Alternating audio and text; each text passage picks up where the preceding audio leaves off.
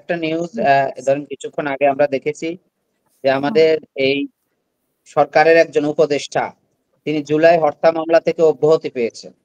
আচ্ছা, এটা আমি এইটা হচ্ছে ভাবছিলাম আমাদের যে উপদেষ্টা। প্রশ্ন হিসেবে দাঁড় করাবো যে উনি কিভাবে, আবার ভাবলাম যে আপনারা এটা নিয়ে উত্তর দিবেন কিনা, কারণ আপনারা সবকিছু না, বলতেছেন যে তিনি একজন উপদেষ্টা জুলাই হত্যা মামলার আসামি উপদেষ্টা পরিষদে আছে। এখন আজকে তিনি অব্যাহতি পেয়েছেন, সেটা ঢালাওভাবে নিউজ হচ্ছে। তো এই যদি হয় উপদেষ্টা পরিষদের অবস্থা, মানে মানে আওয়ামী তিনি লীগের দোসর উপদেষ্টা উপদেষ্টা হলেন হয় কি করে?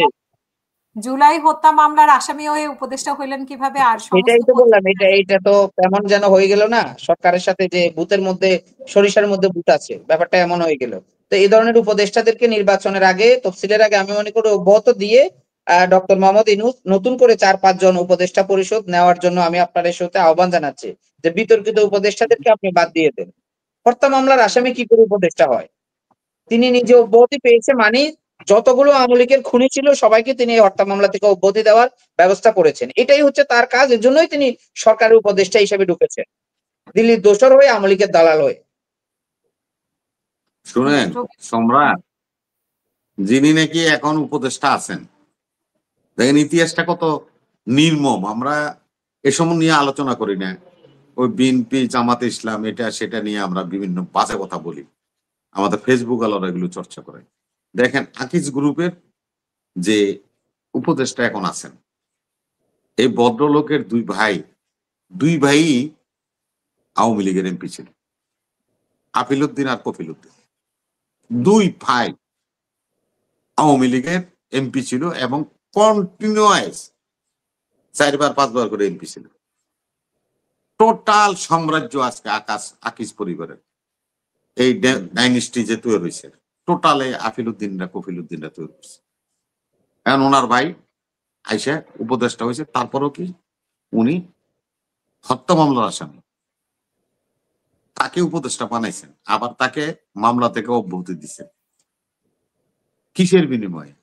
উনি কোন দল করতেন, উনি কোন সংগঠনের সাথে সম্পৃক্ত, বাংলাদেশের মানুষ জানে না উনি কাদের লোক। এখন আকিজ গ্রুপ উনি চালান। আকিজ গ্রুপ তো সিল হয়ে যাওয়ার কথা। সালমান রহমানের কোম্পানি সিল হয়ে গেছে, বেক্সিমকো অস্তিত্বহীন হয়ে গেছে। আপিলউদ্দিন কফিলউদ্দিন এই সাম্রাজ্য আকিজ গ্রুপ কিভাবে ব্যবসা করে এই দেশে, ভাই, লুটপাট হয়ে যাওয়ার কথা। যে উপদেষ্টা পরিষদে আমাদের জুলাই আন্দোলনের মাস্টার মাইন্ড মাহফুজ আলম, যে উপদেষ্টা পরিষদে আরেক মাস্টার মাইন্ড আসিফ মাহমুদ সজীব ভুঁইয়া থাকে, সেই উপদেষ্টা পরিষদে এই বশির আহমেদের মতো লোকরা থাকে। তারা তো পদত্যাগ করা উচিত ছিল। শুধু তাদের সম্মানার্থে, ন্যূনতম সম্মান যদি থাকতো, তারা একই জুলাই যোদ্ধা, আমি উপদেষ্টা পরিষদে আছি, আবার হত্যা মামলার আসামি উপদেষ্টা পরিষদে আছে একই সরকারের। তো এটা আমি মনে করি যে তাদের জন্য তো বিব্রতকর হওয়া উচিত ছিল, যে অন্তত তারা 2 জন তো 3 জন তো ব্যাটো দেওয়া উচিত ছিল যে আমরা এই উপদেষ্টা যদি শপথ নেই, আমরা পদত্যাগ করব। এটা তো আমরা ফেসবুকে কোথাও মিডিয়াতে আমরা শুনি নাই। সবাই মিলেমিশে সংসার করছে। এনে সম্রাট ঘটনা হয়েছে, ওদের মাদার অর্গানাইজেশন তো এক জায়গায়, আকিজ বশির, মাহফুজ আর এই যে আপনার সজীবরা, ওদের মাদার অর্গানাইজেশন এক জায়গায়, ওদের জন্ম তো এক জায়গা থেকে হয়েছে।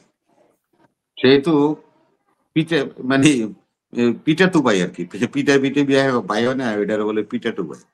তো ওরা তো পিঠা টু ভাই, মাসা তো না, পিঠা টু ভাই, মানে একই অর্গানাইজেশন থেকে ওদের জন্ম হয়েছে।